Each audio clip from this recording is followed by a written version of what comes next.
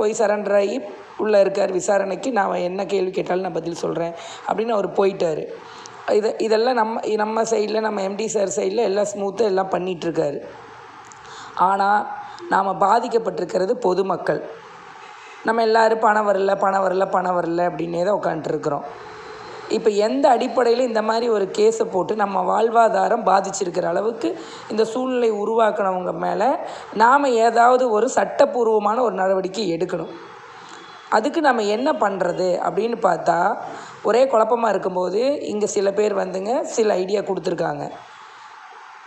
நம்ம சாதாரண உறுப்பினர்கள், அத்தாரிட்டி போர்டு மெம்பர் அவங்கெல்லாம் இதில் இன்வால்வ் ஆக வேண்டாம். நம்மளை மாதிரி சாதாரண க்ரௌன் மெம்பர் நாம் எல்லாமே பணம் போட்டவங்க, பணம் போட்டு இந்த வருமானத்தில் இவ்வளவு நாள் வாழ்ந்துட்டு இருந்தோம். ஒன் ஆஃப் த இன்கம்மாக இதை வச்சு நாம் எல்லாம் நம்மளோட வாழ்க்கையை ஓட்டிகிட்டு இருந்தோம். இப்போ இவங்க பண்ண பிரச்சனைனால இது நம்மளுக்கு ஸ்டாப் ஆகிருக்குது.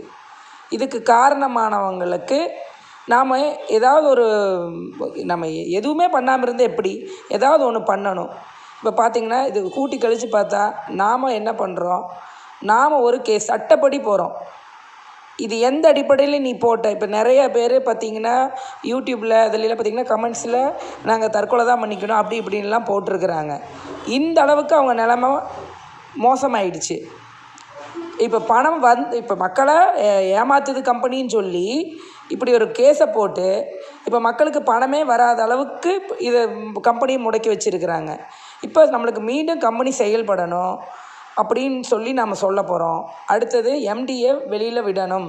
அவர் வந்தால் மட்டும்தான் எங்களுக்கு பே அவுட் வரும். மேற்கொண்டு அப்போ தான் நாங்கள் அவர் வெளியில் வந்தால் தான் நாங்கள் ஏமாறலின்னு அர்த்தம். அவர் உள்ளேயே வச்சுட்டு இருந்தால் யார் ஏமாத்துறாங்க, எம்டி சார் ஏமாத்துறது இல்லை, யார் ஏமாத்துறாங்கங்கிறத அவங்களே புரிஞ்சுக்கிட்டோம். அப்போ எம்டி சாரை வெளியில் கொண்டு வரணும். எங்களோட வாழ்வாதாரம் பாதிக்கிறதுக்கு காரணமாக இருந்தவங்க சட்டப்படி அவங்களுக்கு சட்டத்து முன்னாடி நிறுத்தி இதுக்கான இத்தனை நாள் மக்கள் பாதித்ததுக்கான நஷ்டஈடை எங்களுக்கு வாங்கி கொடுக்கணும். இந்த மாதிரி நாம் எங்களுக்கெல்லாம் தெரிஞ்சதை நாங்கள் சொல்கிறோம். நாம் ஒரு லாயரை பார்த்து இதையை கொண்டுட்டு போகிறது அப்படிங்கிற ஒரு ஐடியா கேட்டு, நம்ம ஒரு லாயர்கிட்ட ஐடியா கேட்டு நம்ம இதை ஃபர்தராக மூவ் பண்ணலாம் அப்படின்னு நிறைய பேர் சொல்கிறாங்க. இப்போ நாம் அது மாதிரி பண்ணலாமா அப்படிங்கிறத நம்ம யோசிக்கலாம். இப்போ இன்றைக்கி அந்த ஜாமீன் அது வந்துடும், அது இருக்கட்டும். நம்ம ஒரு லாயரை கேட்கலாம். நாம் இந்த மாதிரி ஒரு இது போட்டு அவங்ககிட்ட நஷ்டஈடு கேட்போம். நம்மளோட வாழ்வாதாரம் பாதிக்கிற காரணமாக இருந்தவங்ககிட்ட ஒரு நஷ்டஈடு மாதிரி கேட்டு நம்ம ஒரு கேஸ் கொடுக்கலாம். கொடுக்கறது மட்டும் இல்லாமல் எம்டியை நாங்கள் பார்க்கணும். நாங்கள் ஒரு மெம்பராக நாங்கள் பார்க்கணும். அவர் எப்படி இருக்கிறாரு, அவர் எப்போ போனது, நம்ம அவரை பார்க்குறதுக்கு நம்மளுக்கு உரிமை இல்லையா?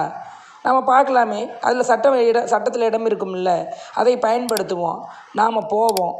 நம்ம நிறையா கூட வக்கீல் ஃபீஸ் கொடுக்க வேண்டியதில்லை. தலைக்கு இவ்வளவுன்னு ஒரு தொகை ஃபிக்ஸ் பண்ணி ஒரு 1000 ரூபீஸ்க்குள்ளே தான் வரும்.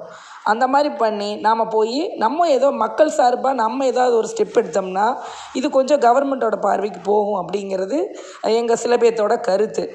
இதில் கொஞ்சம் பேர் இணைஞ்சிருக்கிறோம்.